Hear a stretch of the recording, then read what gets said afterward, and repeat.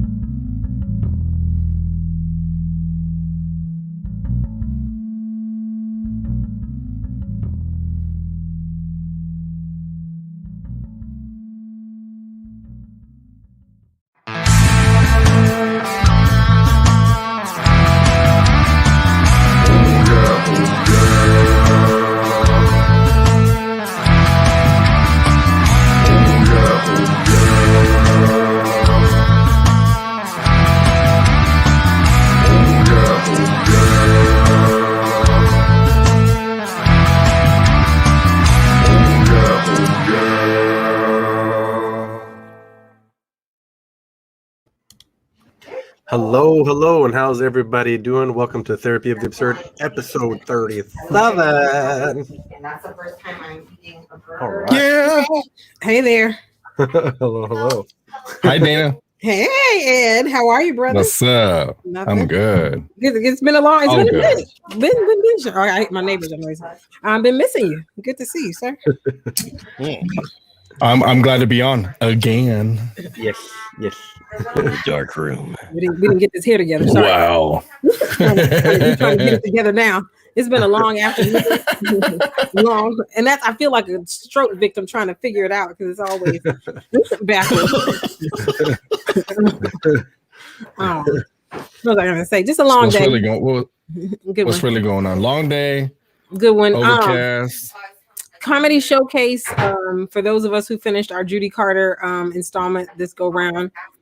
Pretty awesome stuff. I'm scared to watch my setback, but I got to do it. I always record because you have to. And then after that, we kind of went into Lazy Hazy. We had an after party.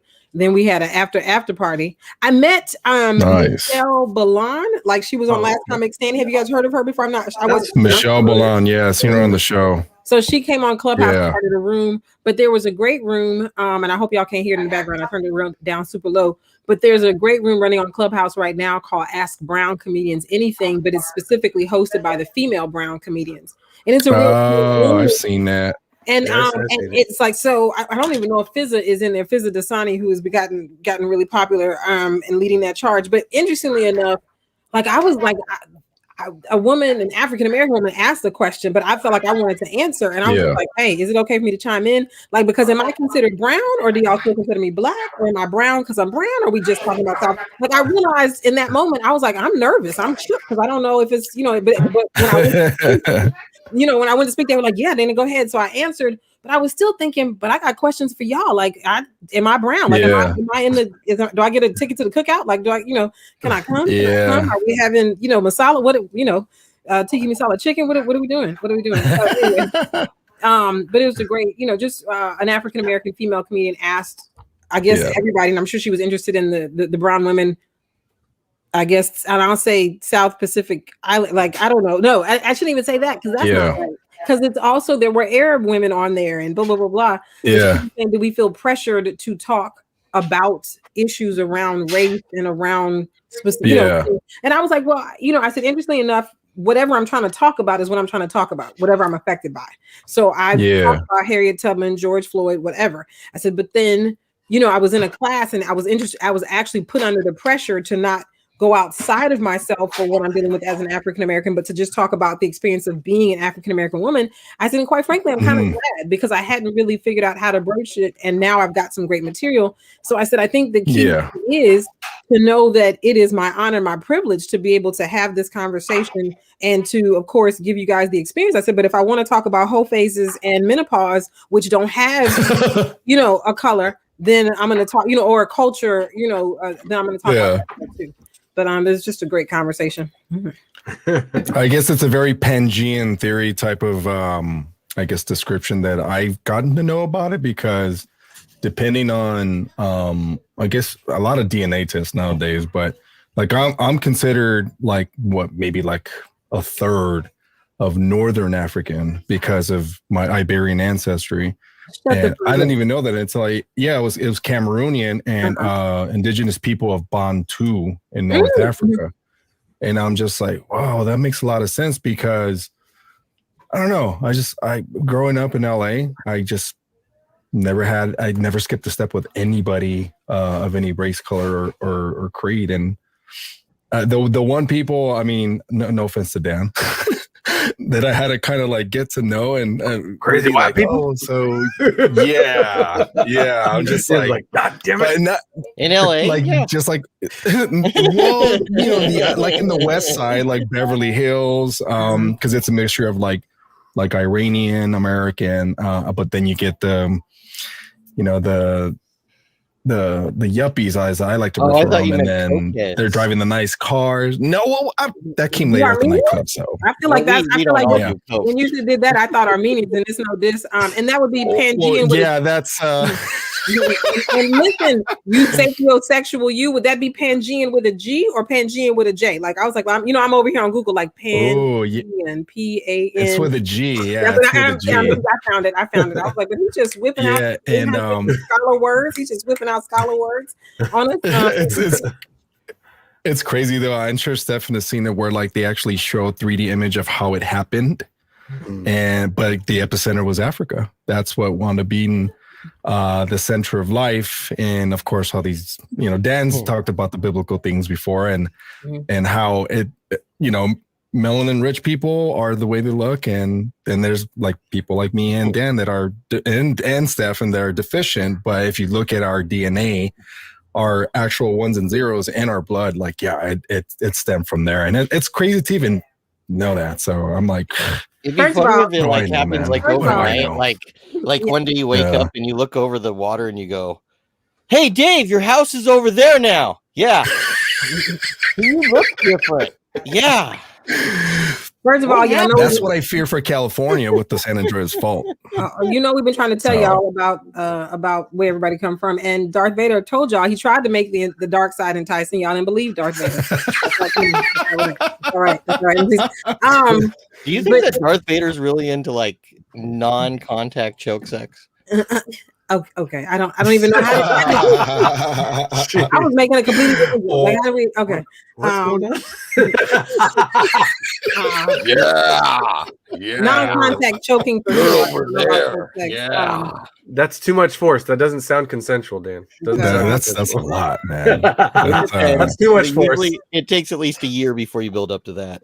Oh, but it's funny we mentioned the Bible. I have been like going down a rabbit hole to make sure that I am absolutely clear about what is going on in Gaza and Tel Aviv and all of the because they like right now today it appears that the Israeli military is blowing Gaza the fuck up. Just they're the aggressor. I mean, it's okay to call them that right now. So right, and I know that Hamas is a problem, but my issue is that too many civilians are losing lives, and I feel like.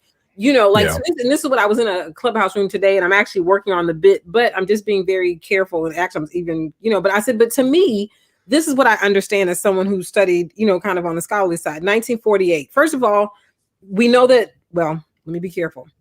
The Bible is not written as a world history book. Let's start there. All right. We just lost a third of our viewers. Right. So it's not written as a world history book, but there are certainly intersections of what was going on in the world and, the lore of biblical times and what they were trying to teach by telling the stories that were told. What we do know is that there were kingdoms, there were 12 tribes, 10 were lost. There was a northern and a southern. Everybody got pulled out and had to be in exile, and there was no more Israel as in terms of land. So fast forward 1948, the UN, America, all these folks get together and decide, well, we think we can help. If we annex this plot of land for you guys to be saved from, as a refuge from World War II, then you guys can be here. But my whole thing is, we were thinking Miami, actually.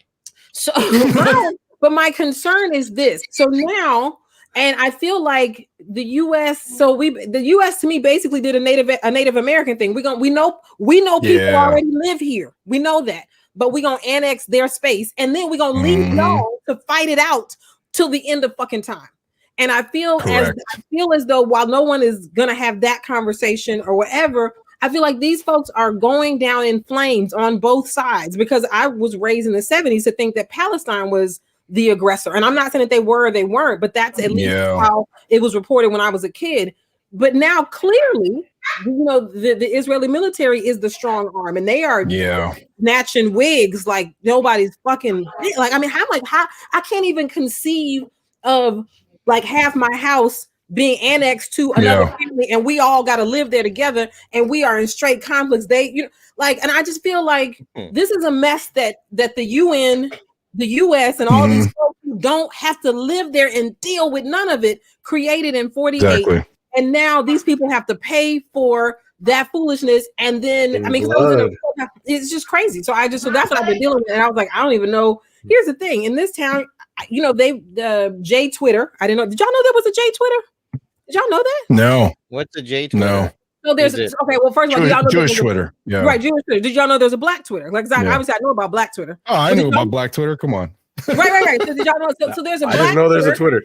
There's a Black Twitter. Black Twitter talks about Blue Ivy bad, and then wants to kiss Jay-Z's ass later. So Black Twitter is their own situation. But I just learned about J Twitter because Lakeith Stanfield was in a room where they were talking about Farrakhan, and he was modded but did not say anything. The conversation turned anti-Semitic. He Wow. never said anything, but Madison, who apparently has contact with Jay Twitter, came in the room and accused him of all kind of shit. And then the next day, all these news stories are reporting that he was modding an anti-Semitic room.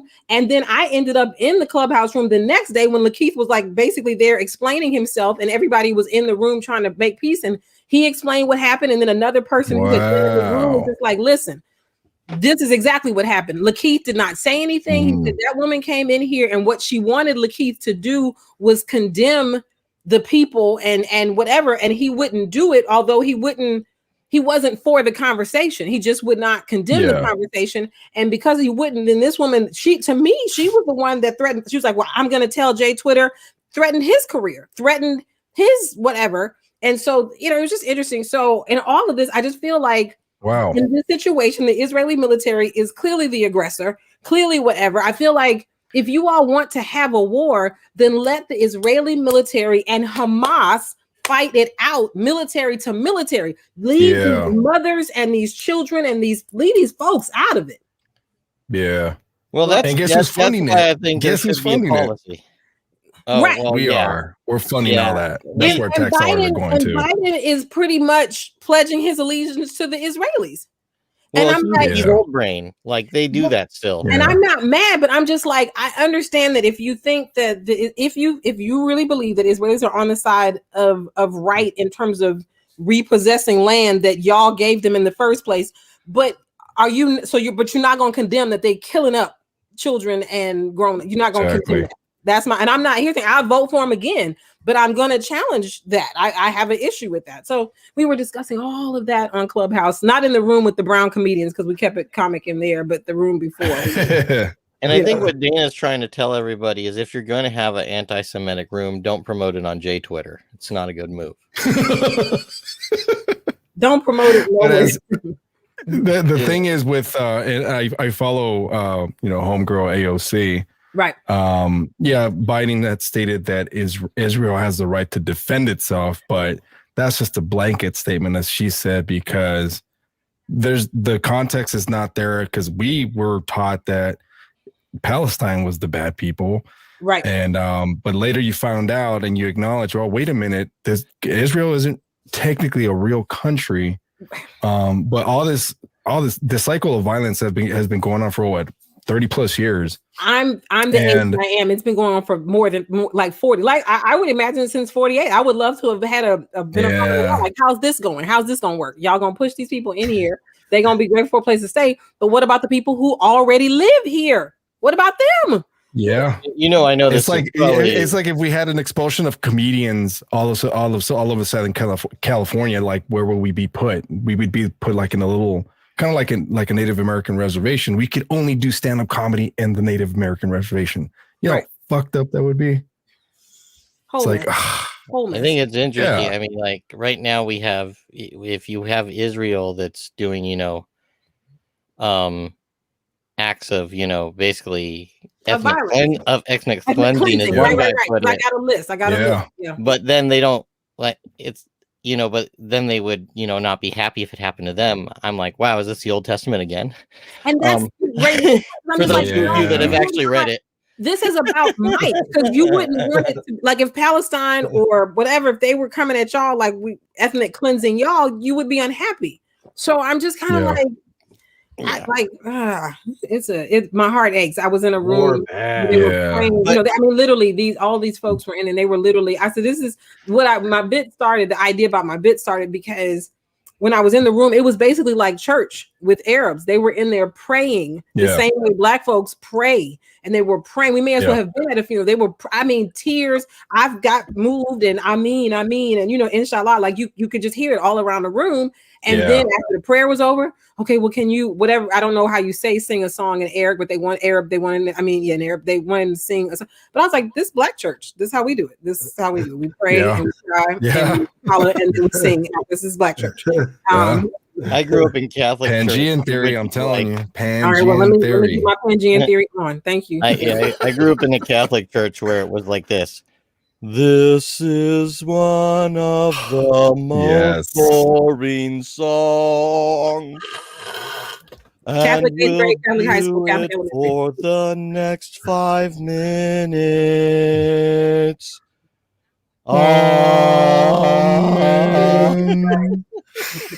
Oh man, I remember. On I remember.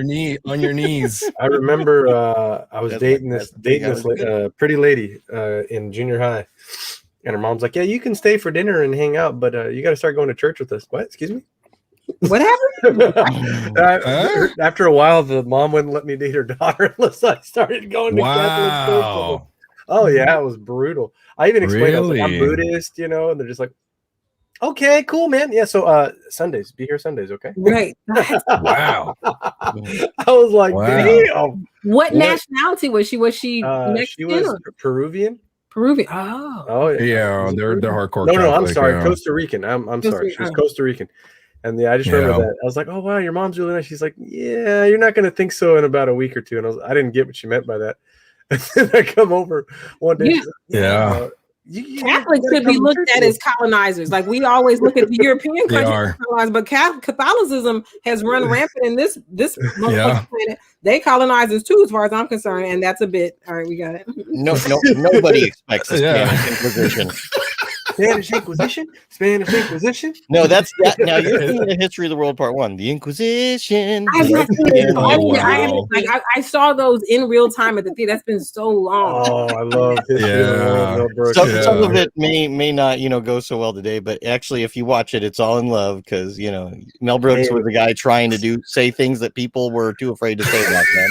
Gregory Hines, man. Or what he was doing. Even I wasn't like trying to be. I wanted to be a filmmaker when I was a kid and possibly an actor. I certainly wasn't thinking about comedy, but I always thought I loved what I understood about Mel Brooks because I was still y'all have watched it. I think y'all have watched the cult classics at a certain age. I'm looking at these things through the lens of being 12 or 13, so I don't have a way to. I saw them when I was young too. Oh no, I watched History of the World Part 1 when I was 13 and got in trouble for going around school going, "It's good to be the king."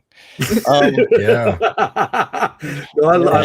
You don't need to grab anyone, man. I loved sorry, Gregory Hines, man. Gregory Hines. Right, that means so if you were 13, that means I was Hines. older than that. I don't know, but I thought Mel Brooks was great because anything that made when I saw it, I was 13 finally because I found the VHS tape. See, I'm at least that old. But I found the VHS tape my parents had of History of the World Part 1, and it also had Blazing Saddles on it. And I watched those quite a bit. I'm like, I checked this out. I watched Blazing Saddles with my black homies from summer camp in 1991, and they were the ones that introduced it to me. And I didn't get some of the jokes right away. But they were telling me like forcing like, oh, this is satire, this is comedy, and I'm like, oh, I wasn't really into comedy back then, right? Early. And then after we watched that, then they popped in, watch this. And they're looking around to see if the parents were like in the area. Def Comedy Jam. I'm just like, oh shit, should I be watching this shit? And then Lawrence, obviously. Say a little of that again. Go back just a little bit. I was trying to look up what year it came out. 81. Got it. Okay. Say that again. You were saying you watched it with black homies. Yeah, I was already in, I remember it was Kelsey at LA. They had an NYSP youth sports program, whatever. And it was very diverse, right? But we had like, they reeled out the movie, whatever, with the tray and the big TV and the VHS. And they're like, just bring a movie, right? And these fools brought Blazing Saddles and like one of those recorded like blanks tapes that had no label on it, but they knew exactly what was in it. And I'm thinking, oh, dude, these guys are bringing dirty movies to camp, dude. And then we watched Blazing Saddles, and at first I'm like, oh, this shit was going over my head, but they were explaining to me. They're like, oh yeah, this is that. I'm like, okay. And then movie got cut, whatever. And then they're like, all right, camp supervisor's out. And he puts in I think it was Def Comedy Jam, of course, hosted by Martin Lawrence, but it was Garfield, Chris Tucker, Dave Chappelle. Wow. Young Dave Chappelle. Yeah, the first season, right? And he would have been young. Steve Harvey. So to this day, I cannot see Steve Harvey as the host of Family Feud. In my head, when I see Steve Harvey, I'm like, this guy's a savage on the mic, no, his early stuff is really good. Yeah. On Family Feud, comedy shit he would do. Damn, man. Solid gold right there. On Family Feud, it's the same thing over and over again. let me say something sexually suggestive and then do this when they respond as you expect. Yeah, you got to do the Steve Harvey face. When there's some type of like sexual innuendo, he's trying to keep it PG. Yeah, like every question they do that now. It's weird because I'm just waiting for him to go full Jerry Springer. All right, this is our topless question, man. Ladies. Let's go. Like I've been wanting to audition for The Few with a couple of my family members just to meet him because he's such like at this point you're never gonna meet him. You'd probably be like with 100 feet within the guy. Right. But that's one comedian like that's on my bucket list to actually at least shake his hand and say hi. Cause man, that guy made my childhood a riot, man. I used to love watching him and Martin Lawrence. Of course, but Martin. I'm never gonna get to meet. You seen his new comedy special? It's on Amazon Prime. Oh yeah. It's pretty good. Oh, yeah. Okay. I want a hard copy of that. I don't know if they even issue DVDs anymore, but or Blu-ray. You should be able to get a Blu-ray, right? Some of that. Yeah, stuff, I think so. They make special deals with the streaming services now, where it's only on the streaming service. Hey, what was that Martin character from the show where he went all full Dorf with like the little suit to be a kid or something? Was it Roscoe? Oh, that was it was on the Martin show, and he had boogers coming out right here. Yeah, that's not Roscoe. That's hilarious, name. Dude. Pretty sure it was Roscoe.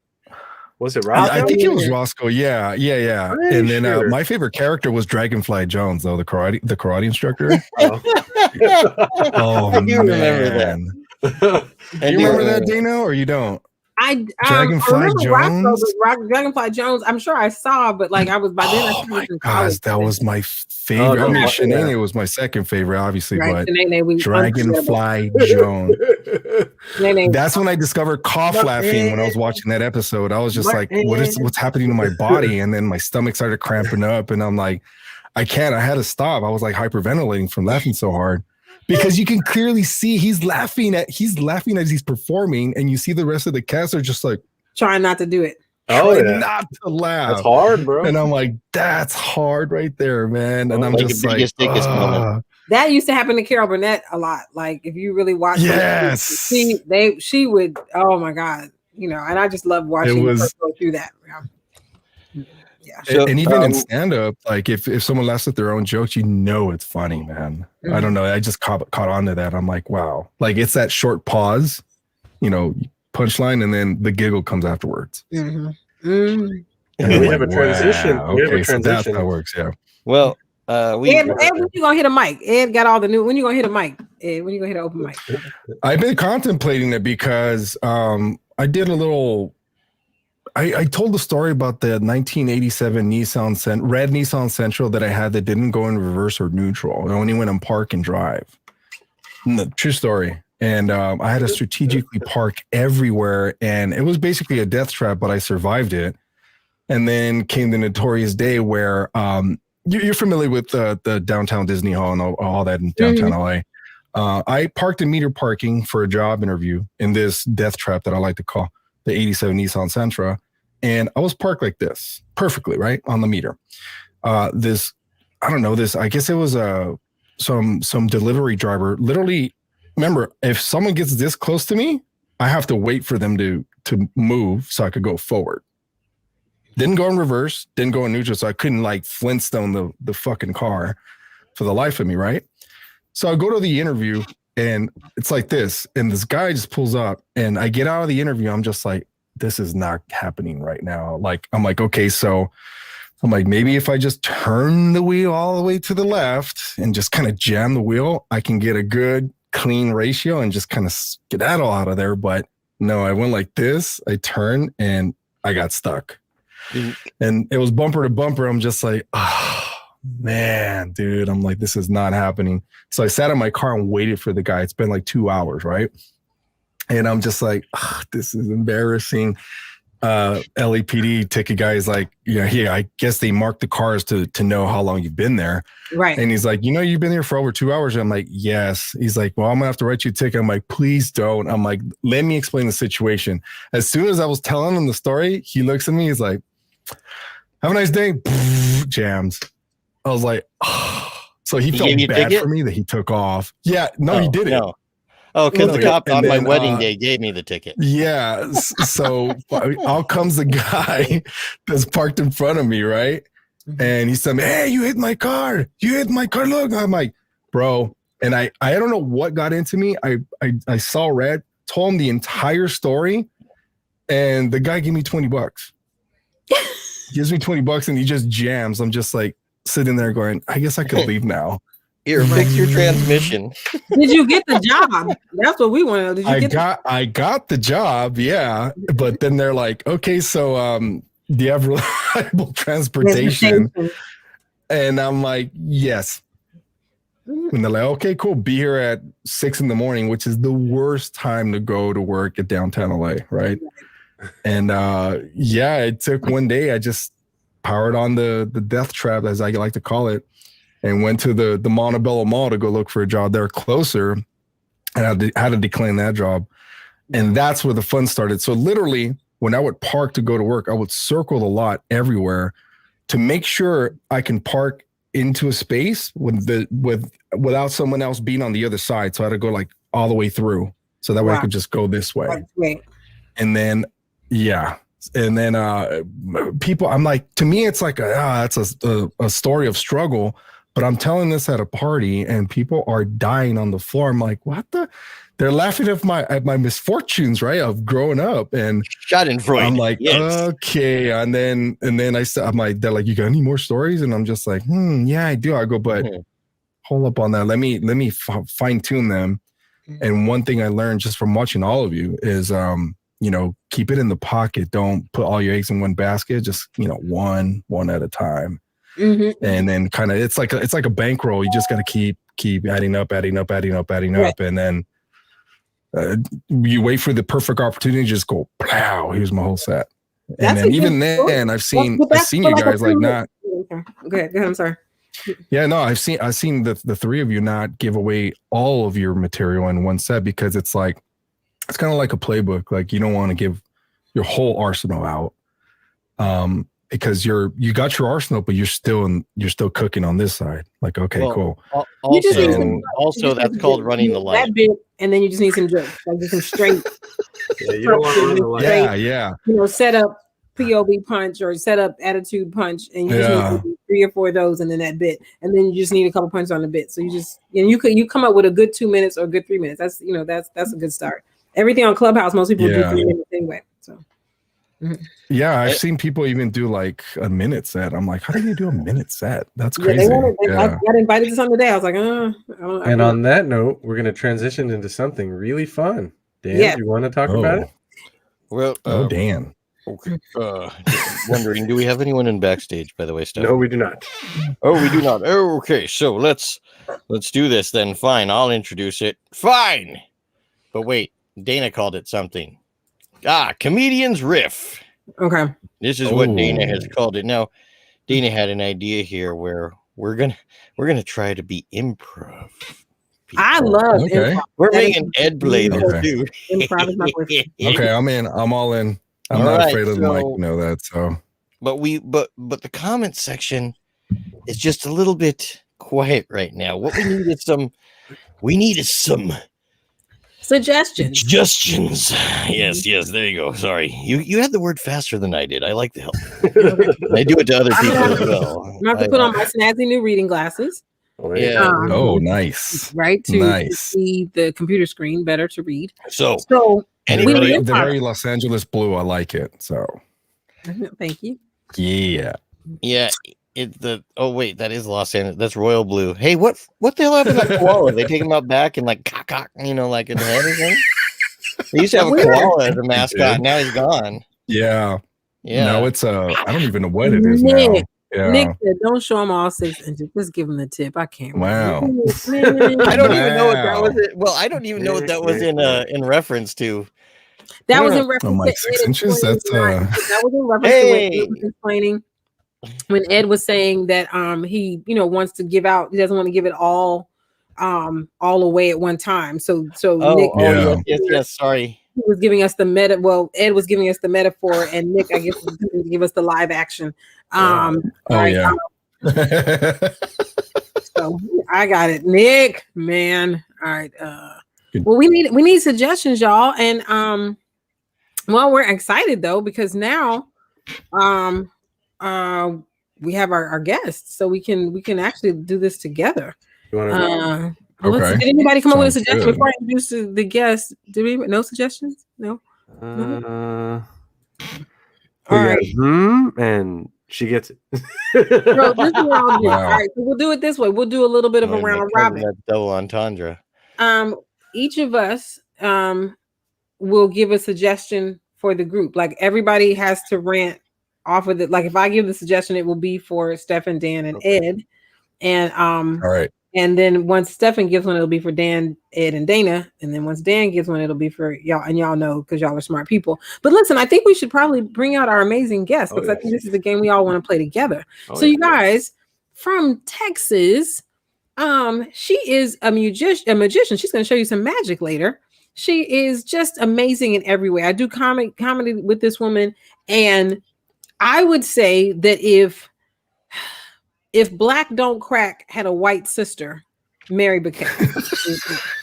So coming to the stage, please welcome my sister in comedy, my dear friend, Miss Mary Bouquet. Woo, woo. Hey, how you guys doing? Thank you. It's great to be here. Welcome. And Mary. I said a couple of more important things. She is not only an amazing comedian, but she's also an amazing comedy producer. She has tell everybody the name of your show that you are producing through Flappers once a month. That is absolutely amazing. Oh, it's great. It's called Ready for Prime Time. Woo, woo. Congrats. Nice. All right. Like so we're about to do a little improv. So before we launch into getting to know you and finding all about all the amazing things you're doing and all that's coming up for you, we're gonna do a little improv. So everybody gets a minute to riff off of whatever subject we choose, and we're gonna do it kind of a round robin. We're gonna start with me and go. Okay. That would be clockwise.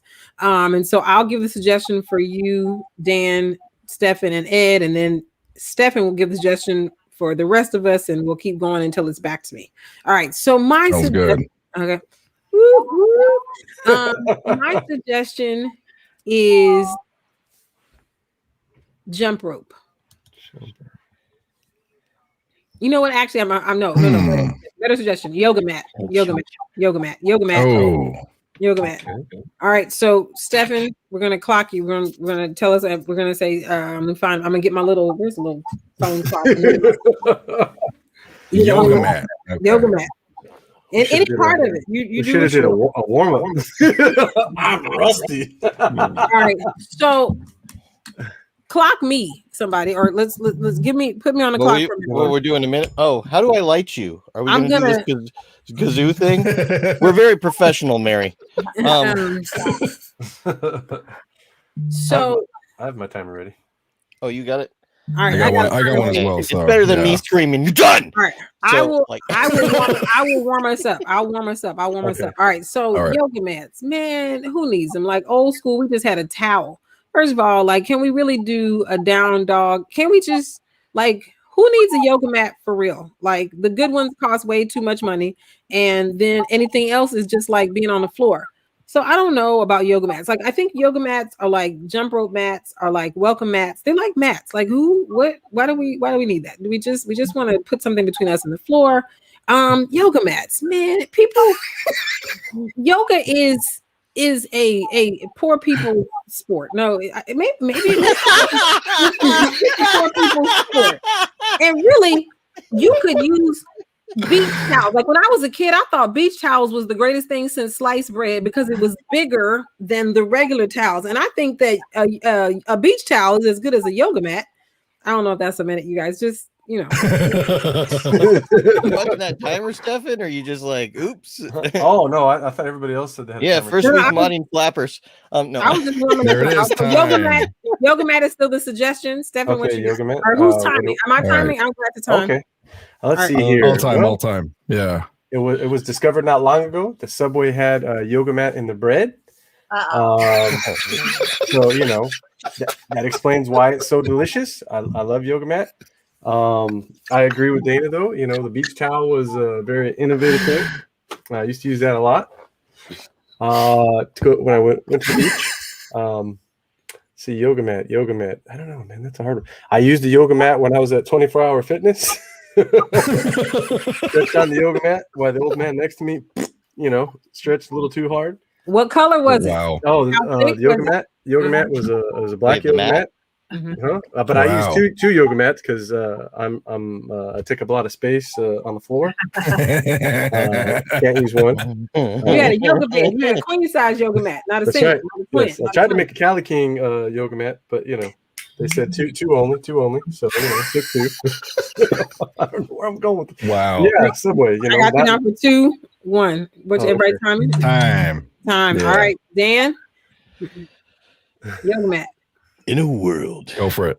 All right. where there is many supervillains sitting in caves and underground dwellings, inside buildings, and across the skyline, waiting, the world needs a hero, a flexible hero, a hero that can move his legs around, get inside of tight spaces, do that Uncle Grandpa thing where he gets into a box and it's all weird and it's recorded and you're like, whoa, dude, I think I smoked too much weed to watch this movie. Yes, in this world, the world needs a hero. And that hero is Yoga Matt. Bros, I'm here to save the day and totally show you how to shape your chakra out. Yeah. Yoga mat. Yoga mat. And that was time. time. That was hot. All That right. was hot because he took it to the name. Damn. All right, Mary. Good job. Good job, Dan. All right, you guys, I got out my yoga mat yesterday to go do some exercise, and I took it outside, and what do I see? I hold it up. It's full of holes. Yeah, it's been cat by my cats over the past 15 months. It's like an origami cutout of a yoga mat. I'm like, well, this is bullshit. So then I just got a beach towel and I laid it over it. Stay clean outside. Same thing, Dana, when I was a little kid, we didn't even have a beach towel. We had that shitty regular size towel that we would take to the public swimming pool, and that just called out like, pour.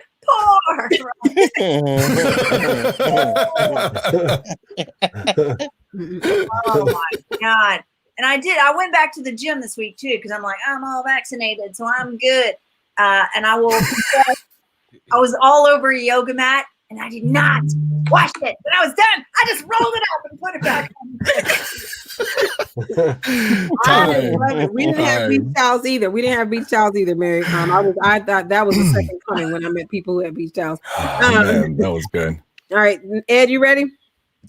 All right, yeah. This is Mike Tyson at Target about to buy a yoga mat. So I came inside because this is one yoga mat that I know I could use because I'm Mike Tyson. I know I don't do stretches, but at the same time, like I put my hands out, but at the same time, like I reach down and grab my toes, and it just brings me back to that one time that I bit Evander Holyfield's ear off, and I was trying to stretch out and think I could have made a movie called Bite Man, and my candy bars was gonna sell a lot. It was called Bitter Holy, and I just couldn't wait. But the guy at the counter, he's like, "Oh, you're Mike Tyson." I'm like, "Yes, I'm Mike Tyson, but can you give me a discount on this yoga mat because I am Mike Tyson, but I don't have money, and I've left my wallet in my car, and it's a keyless remote, and I don't know where I put it at, and it went inside, but I want the yoga mat because I want to do the yogas, because the yogas have been like really great to me, and if you want to, just give it to me for free and just put it in the bag, and I could put my phone number for the target, the points, and the cartwheel. And, I like the color because it matches with my shoes. And my dead tiger used to be white with like black stripes, but now he doesn't live no more. But I really want this yoga mat. So could you just give it to me for free? Or else I could go self-checkout, pretend I'm doing something, and then just leave. Is that okay? I don't drink coffee. I only drink tea. So thank you. That was like 2 minutes, but you're so fantastic. You did that. All right, Stephen, your suggestion is on you. Oh my! We'll make this the last one because we want to talk to Mary. We want to. So you did yoga mat. The first thing that popped in my head. Okay. I guess California State Lottery. Wow. A Powerball or what? Powerball. Wow.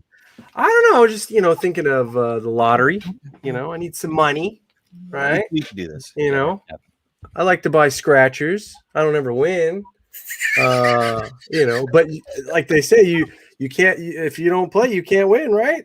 I love the lottery. I really love the lottery. I want to win some money and go to Vegas and spend it all. Sounds fun, right? Who doesn't like to gamble? I swear, if I spend $10,000, I swear I can get the million. I know I can. High chances, right? Spend more, make more. Mm-hmm. Please give me my legs back, Uncle Joey. Don't hurt me, okay? Don't hurt me. I'll pay you back 5 days from now, okay? I'll have the money. Don't worry about it. Forget about it.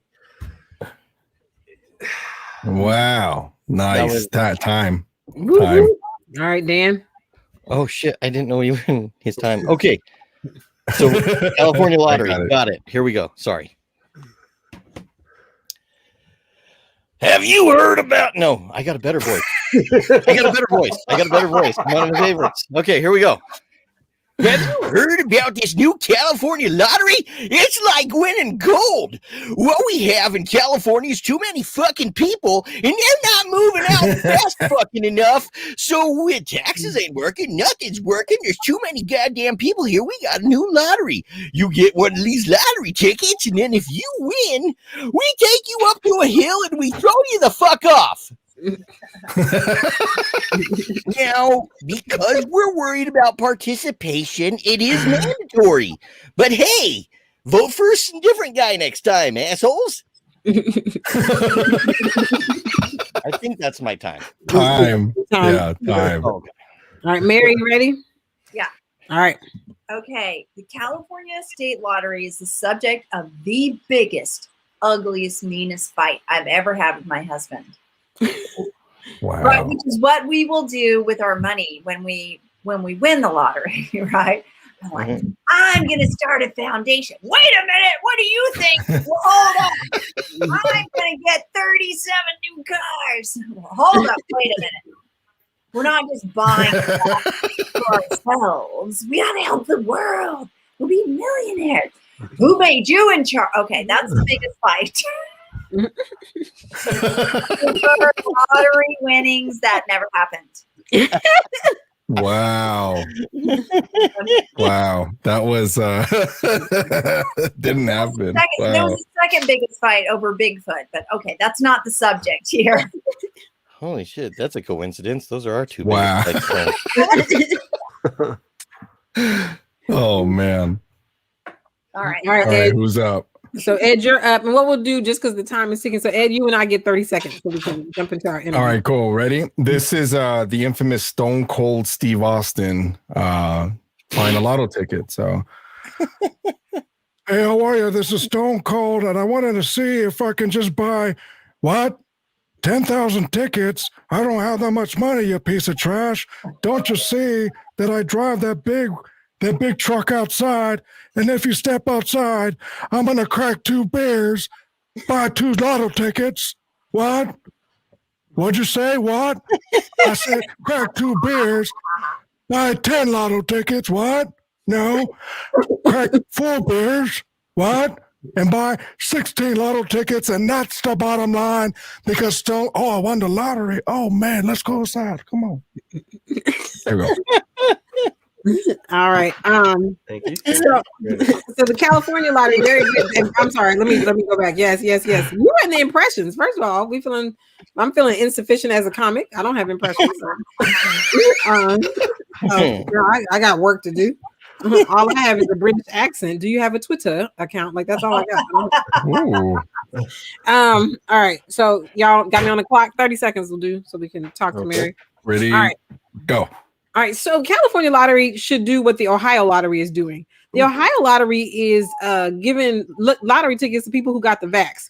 And I don't think they rigging it for them, but they making it possible for them to get some get back. So I'm just saying, I think if we want everybody vaxxed, and this is statewide, I think all states ought to be giving away lottery tickets to people who get vaxxed. Just, and give them, and don't just give them like the one set of like, when you get, like, give them $5 worth, give them 5 chances, to at least get a number or 2. You just get like maybe when you get the scratchers, right? But anyway, I just think vax, lottery tickets for the vax. I think that makes sense. I think it makes absolute sense. You're eradicating poverty.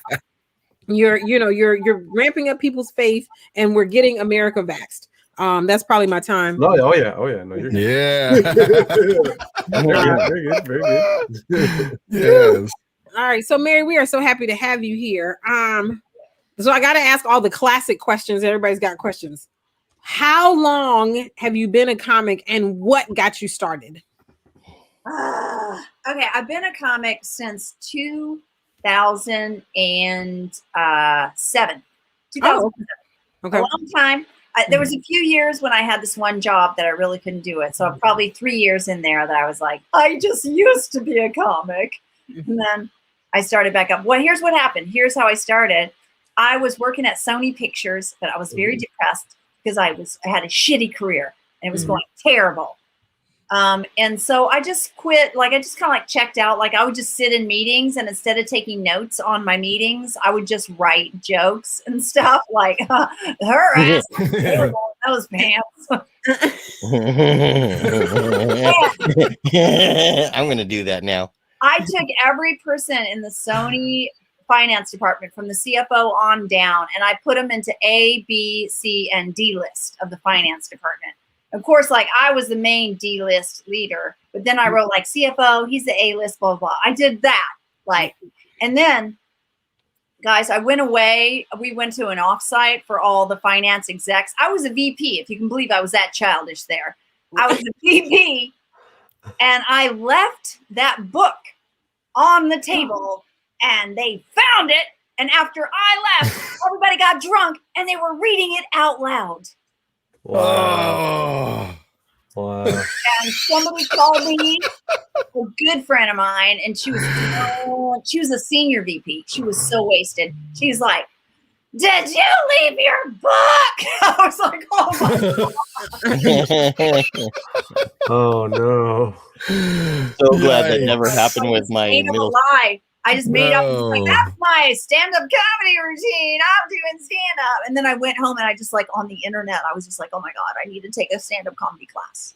Wow, good recovery. Very good recovery. Like, this isn't, so doing stand-up is not something that you saw, like, as, like when you talk to all comedians like have been following, Lenny Bruce, and even, they've been following whomever forever. Like, on Clubhouse, they had a guy, I felt so bad because this guy like packed the house.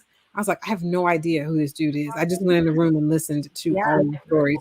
So it wasn't like this thing where, I've been watching Phyllis Diller and I want to be a comic. That's not Phyllis Diller. Mm-hmm. What at this point?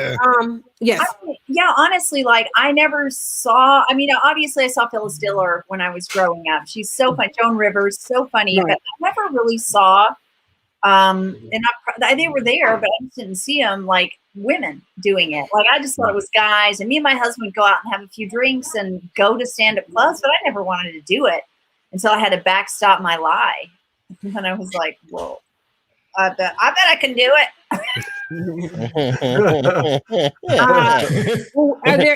Elon Musk, you're like, yeah, PayPal was the first project we were trying to sell. That's right. Yeah. Well, you know what? I've always been a writer. All my life, I've been a writer. I've always been a writer, and I've always written funny stuff. And so, to me, it was my writing that drew me into comedy. And I ended up like, I really like the feedback cycle. It's so fast. You don't have to like write a story and then send it around and people get rejected. So I like how fast it is, the feedback cycle, and that you can always write new stuff too. I have found one thing that's bad with the feedback cycle is when you're in an open mic, and just for anybody listening, after you tell a joke, don't ask, "Hey, was that funny?" Like, go on with the rest of your act, just for those who need to know that. Yeah. Right. So are there any women that you do say, oh, you look at anybody and there's like, oh, I do like her, or that is my style? Like, I don't know. Is there anybody? Well, when I started coming up, then I realized, like, holy smokes, there's hardly any women doing this. What is up with that? Wow. I started to experience what it's like to be a gal, and like if you're out late by yourself, and it's not always, there's no HR department in a comedy club. That's what I'm trying to say. So, but for women who I like, there's so many. Like, I love Maria Bamford. Mm-hmm. Yep. Adore her. She's like so vulnerable and so funny. And I love her characters. I love Sarah Silverman because she's so filthy. I love Amy Schumer. I think she's so funny. I watched her TV shows. Like, I love how she writes. I think those are the ones I really like now. Very, very nice. Now, what got you into comedy producing? Like, I know that your show is relatively new, but I can't imagine that what you're doing for Flappers, is this your first foray into producing comedy shows? No, I produced always, like when I was a comic coming up, it was a way to get yourself stage time. Got it. And then, like, for me, when I came back to LA, I produced a show for a while that was an all women show. And that's just like create stage time for women comics so they feel safe there or whatever. And now I'm doing the clean comedy show because I wanted to develop my own time, right? So I try and do a new 7 minutes every show. Oh, wow. Nice. Wow. And you're doing it once a month, right? Like you launched in January, if I'm Yeah, I do it last Sunday of the month, and it's like 7 on Sundays. Mm-hmm. So I'm trying to get them to give me a live show, but like I haven't heard it. I don't know if it will die. It's interesting. Anybody else? Y'all got questions? Because I got questions. So. I have a question for Mary. Yeah. And this is a very, very, very deep, thought-provoking question. It's just, do you find handlebar mustaches to be handsome? No, I'm sorry, zero. We're sorry if you're watching, Joe. My friend Joe, if you're watching, sorry. Mary's not calling. What she's married is other than the handlebar mustache. But in all seriousness, I do have a question for you. What is your opinion on this? Now, I guess it's becoming a trend. This outdoor comedy thing now, obviously because it was developed over with the pandemic going on, but what are your thoughts on that, this whole outdoor thing that's going on? You know what, outdoor is the worst, you guys. Can we just all be real? It's it's a hell gig. I came up in Texas, so like I started doing, I worked at Sony, and then we moved to Texas. When I kind of hit comedy again in 2013, I'm like, I'm gonna try it again. Like, we did so many outdoor gigs, and they're just pure hell gigs. Like, there used to be one down in Laredo outside in a courtyard. It was just like, oh your jokes just float up to the sky, right? It's better to be in a room. Wow. Right. I just learned that recently. Yeah, it's that bad. With new ears, high ceilings are bad for comedy clubs. And I never knew that. And so just now when you said sky, I was like, oh my God, that's the highest fucking ceiling of all. Right. They're bad for public speaking. They're actually bad for churches. What did he say? What did he say? I think I missed what he said. I don't want to go to hell. What did he say? So I got to ask you this, Mary, as one math lover to another, like literally of the things that you love, math, cats, and all things Chinese. Could you tell us a little bit about your love of math? I do love math. You know why? Because I love numbers. I find them very comforting, right? Because, they don't lie to you. Yeah, like I find them comforting, and you're about to say that they don't lie. Like you can't. There's no mistakes to be made, and if you do make a mistake, it's easy to clear it up. It's easy to know that the mistake's been made, and you know what you're aiming for. I think it's reliable. Improv is my new boyfriend, but math is probably my husband. Like improv is probably my side guy, but I'm just saying, I love math. Numbers don't lie, but you can use them in a certain way. Like if you say, did you know that 25% of students never use drugs? That's a positive story. Now, you tell the same story. 75% of students have tried drugs. Oh my God. Yeah, that's more statistics for me. I'm like, well, I'm calculate that. Wait, hold on. Wait. Say that again, Mary. Say what you just said about statistics. Say it again. Statistics that enable you to lie. I mean, to Yeah, me, there you go. So I love that you said that. The only reason I've never heard anybody say that, but I say all the time, first of all, statistics is not real math. Let's get it straight. That's a science. And so it's because it's a whole mess. It's not, it has the loopholes. So I don't consider it statistics. People would say to me, you do math, can you tutor me in statistics? No, I cannot. It's like asking chemistry. No, I cannot. Isn't there a book out called How to Lie with Statistics? I've never heard tell us that. It's an actual publication. No, it's an actual book. You don't always have to lie. Like, I can back into a profit margin if I know the cost.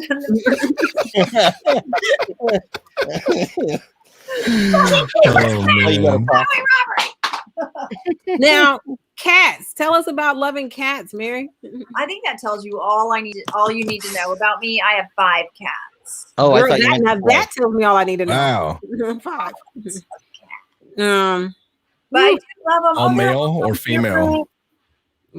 There's 2 males and 3 females.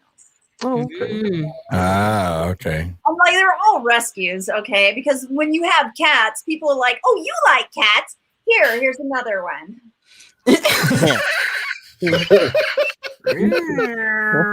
And you're like, "No, I can't take it." Oh well, I guess it'll die.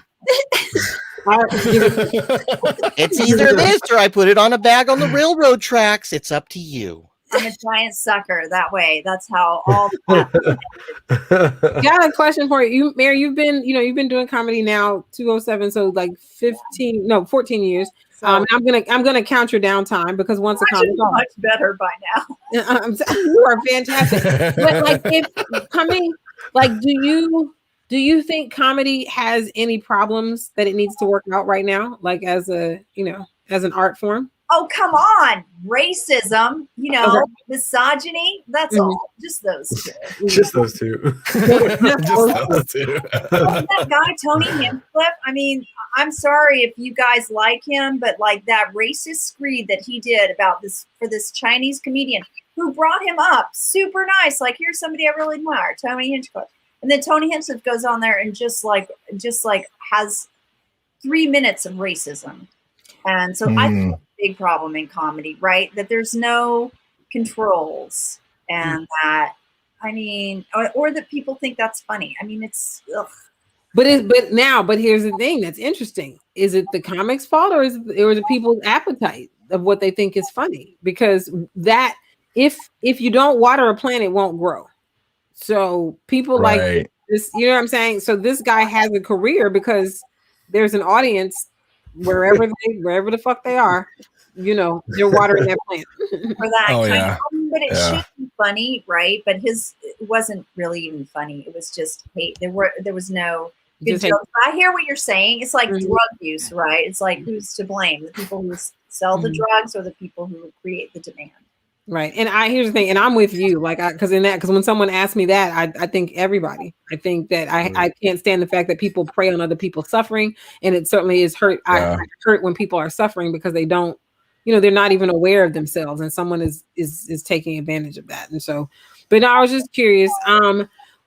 Would you say that you believe that there are more women now? Like, I mean, 14 years in, you feel like there's so many more women, especially LA. That's why I really love it here. Like in San Antonio, y'all, there were 3 women comics.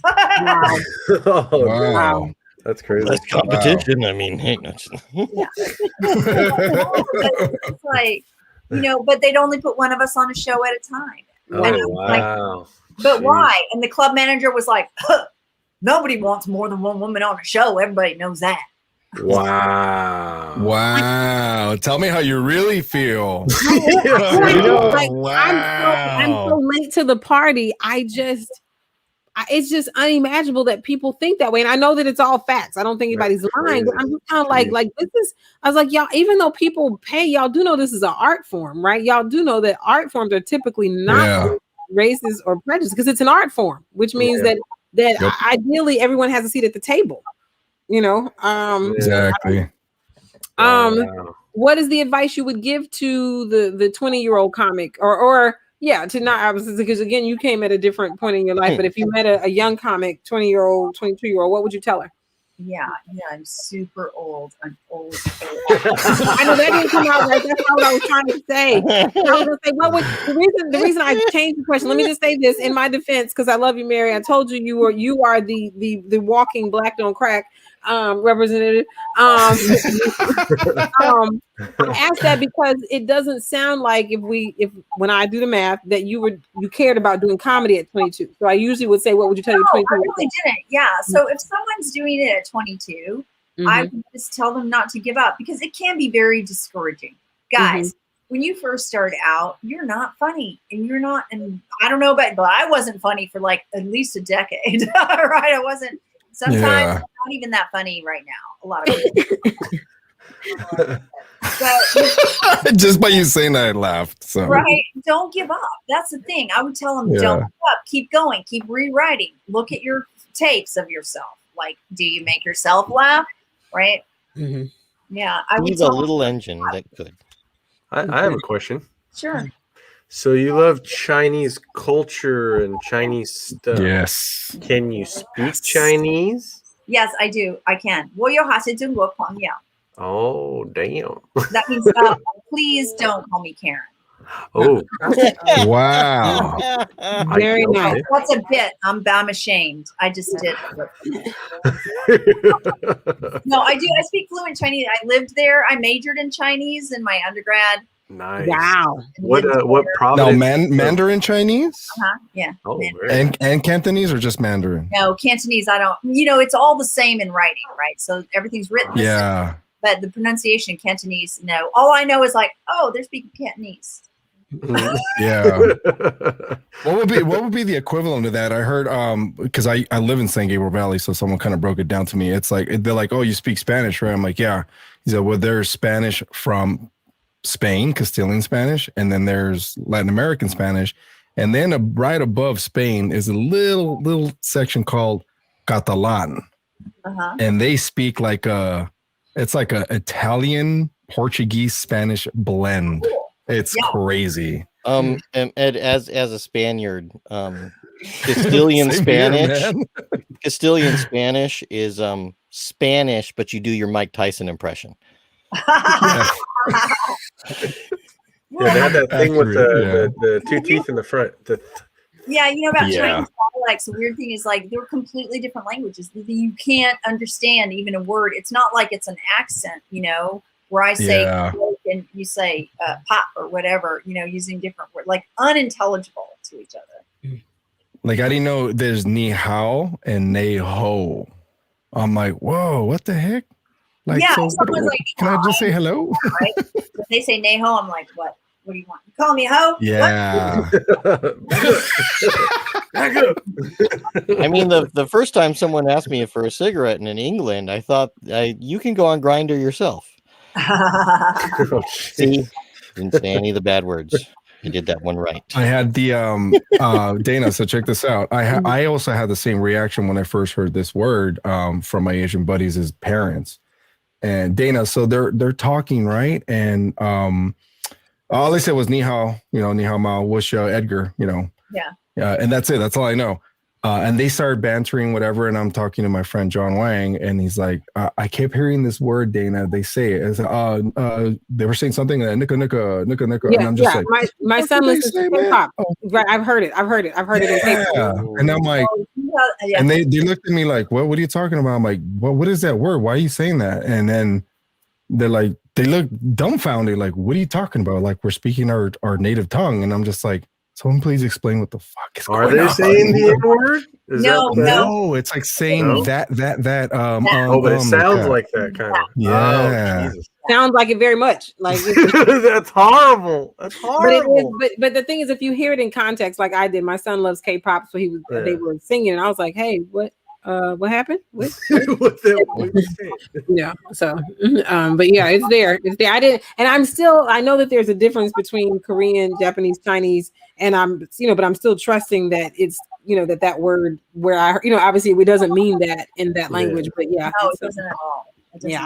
It just means over there or that, because Jolly, jar, Jolly, it means here. So Jaga means this one, right? And Nali, Nar means over there. And so Naga, it means that. Mm-hmm. But it sounds terrible in the United States of America. It does sound terrible. I can say it. Switch to English. That's my advice. But you just said it so well. Like, I got you. Oh, we just lost the brother. He'll be back. Well, he might not. See, his neighborhood is going through the purge right now. He just sent us a thing. Right. No, it's his power just went off. It was scheduled, but he knew. Yeah, rolling blackout. Yeah. Right. I see it now. All right, because I was like, thank you, Ed. It was yes, thank you, Ed. And by the way, for any of you worried, not really the purge. That was a joke. We're comedians. Oh no, we better lock up. Pull down the shade. Yeah, I know. Somebody lock the door. By the way, I haven't seen all the movies, but if you haven't seen the first Purge, that one was actually really good. And there's a new one coming out this year about the pandemic. You got to read about it online. It's going to be crazy. But the first Purge was done pretty well, and so the movie, the first Purge movie, well, that was a little bit okay compared to that one. But yeah. Wait, I have a question for Mary. Did anybody else have questions? I was just gonna say, do you want to tell us about your green thumb, Mary? My green thumb. I do love plants, but I cannot keep them alive. It's weird. And then when they die, I never like to throw them out because there's always hope, right? My husband's like, "What are all these dead plants in the back?" I'm like, "You don't know. You don't know it's time to give up on them. They could." Right. Yeah. So my mom was such a great gardener, and I never give up. But it's just like I'm a murderer. You could put a positive spin. You could say you're a botany necromancer. That's funny. I love that. Mary, have you had a chance to tour the country as a comedian? I have. Yeah. I mean, I've gone on small tours, Mm-hmm.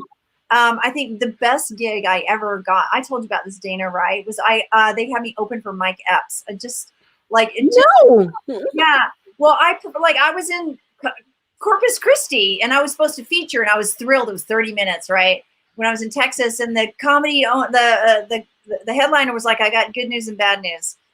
You're knocked down to opener. That's the bad news, but the good news is the headliner is Mike Epps now." Wow! And so, his manager just liked, I don't know, my stuff just resonated with his manager, and so they put me on a few tour dates with them, which is so wow! Congratulations, man!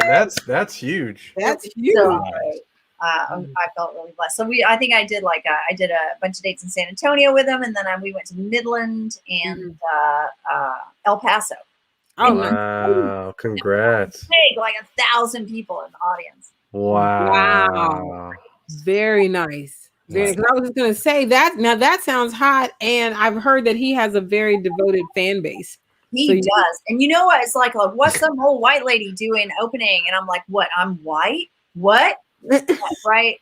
And I almost couldn't do anything wrong. Because they were there to see Mike Epps, so they didn't really give a shit about me. Right? And he only ever has one person out in front of him. So you do 20 when you open for him, and then he does the rest of the show. Wow. Wow. How long did he go when was the set when you would do the show? Oh my God. One time he went to 1 a.m. on one of the Corpus shows. He sold out every night there. Ooh. And it was, you were just like, that was part of the blessing of I get to watch this guy for free, 5 shows in a row, Oh my God. He's so good. He's so funny, and people adore him. And they stay hours after and take pictures with him and stuff. He was really good, but it was his manager that really liked me, right? Mm-hmm. I told the manager, I was like, his name is TC. I told him TC, I feel like Mike, maybe he doesn't even know my name. And TC goes, but he just on stage, he just called you his girl. I don't think he ever knew my name, but it's okay. That's really a blessing. Wow. So great. That's a huge benefit.